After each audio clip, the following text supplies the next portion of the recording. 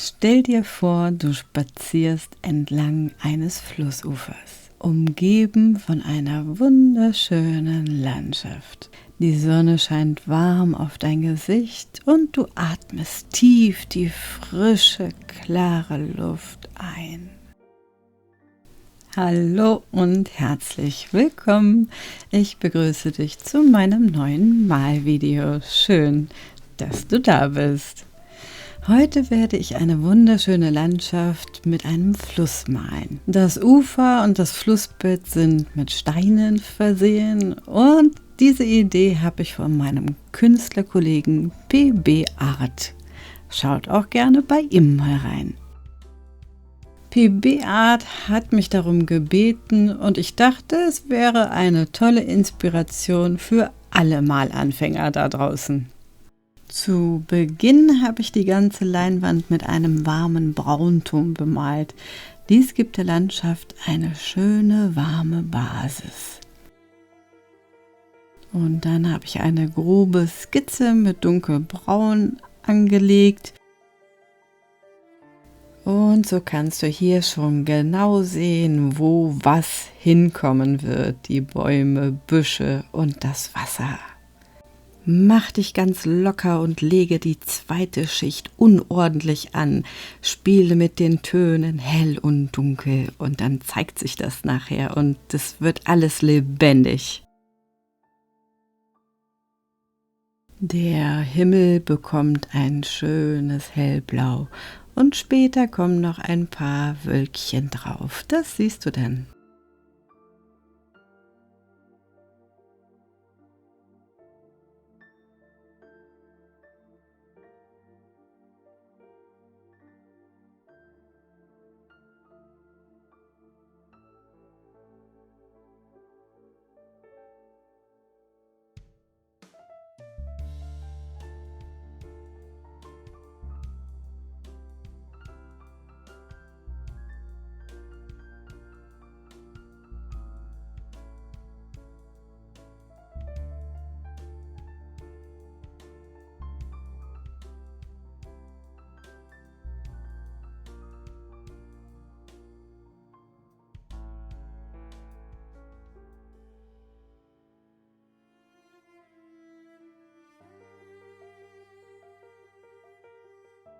Die ersten Steine sind jetzt im Flussbett gelandet. Dazu brauchst du einfach nur deinen Pinsel zu laden und in einer Biegung zu malen.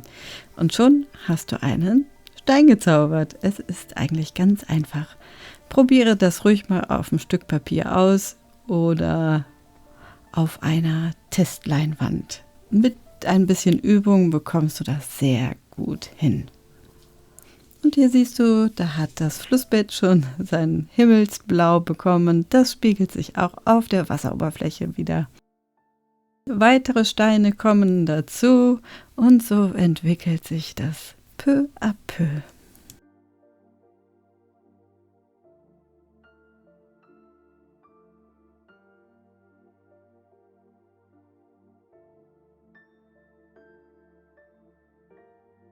Die Wasserbewegungen kannst du mit hellen Lichtreflexen auf die Wasseroberfläche setzen.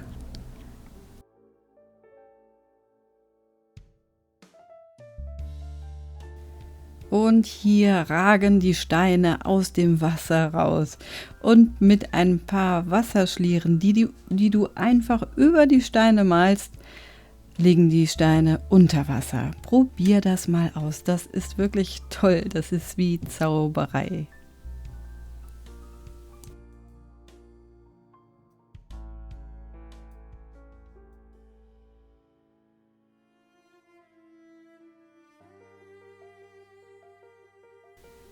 Und so kannst du kleine Steine, große Steine, dunkle und hellere Steine zaubern. Genieße den Moment und genieße jeden Stein, den du gerade formst.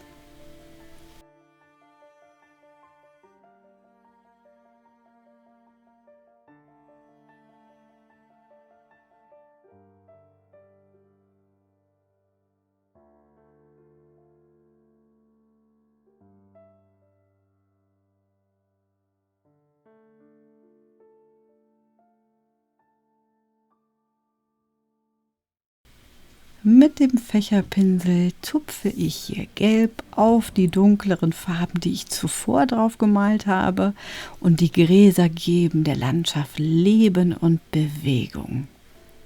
Variiere die Pinselhaltung. Versuche mal, wie es ist, wenn du den Pinsel senkrecht hältst oder waagerecht.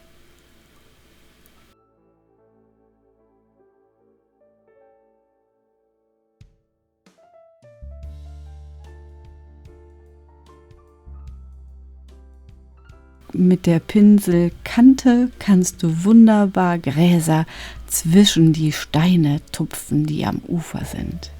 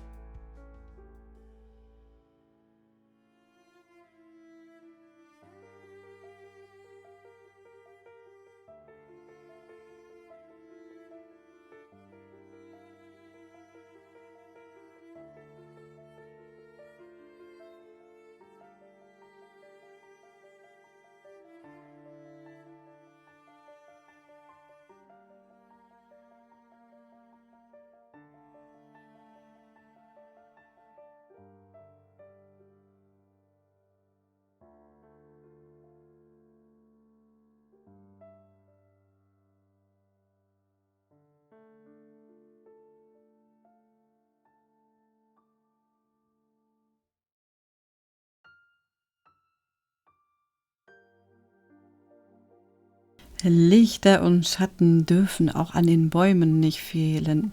Nimm mal eine dunklere Farbe und zwischendurch wieder heller. Und mit der hellsten Farbe tupfst du nur an wenigen Stellen ein paar Highlights.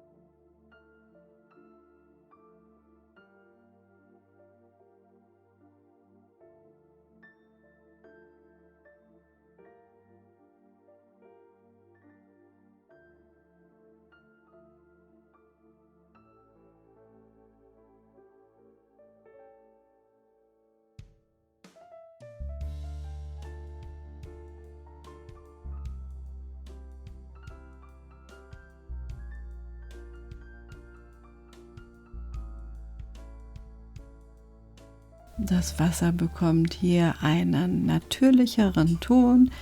Die Farben in der Umgebung spiegeln sich auf dem Wasser wider und so habe ich einen ganz transparenten Auftrag genommen. Das bedeutet ganz wenig Farbe mit relativ viel Wasser. Und so entsteht ein transparenter Auftrag, in dem nur das Grün auf der Wasseroberfläche schimmert.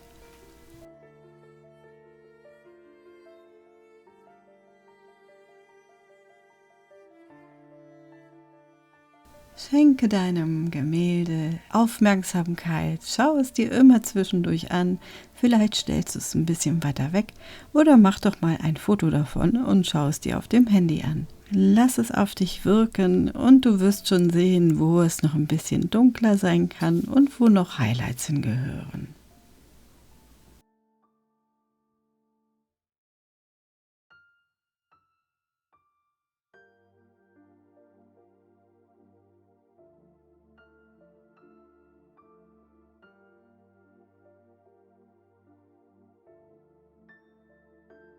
Und jetzt habe ich noch mal eine Überraschung.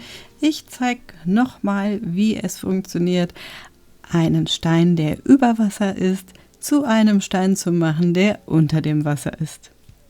Du ziehst einfach Schlieren drüber, hier einmal mit hellblau und dann mit einem Braunton und dann sieht es ganz natürlich aus. Viel Freude beim Ausprobieren, das wird richtig toll. Ich hoffe, euch hat das Video gefallen und ihr habt ein paar Anregungen für eure eigenen Kunstwerke bekommen.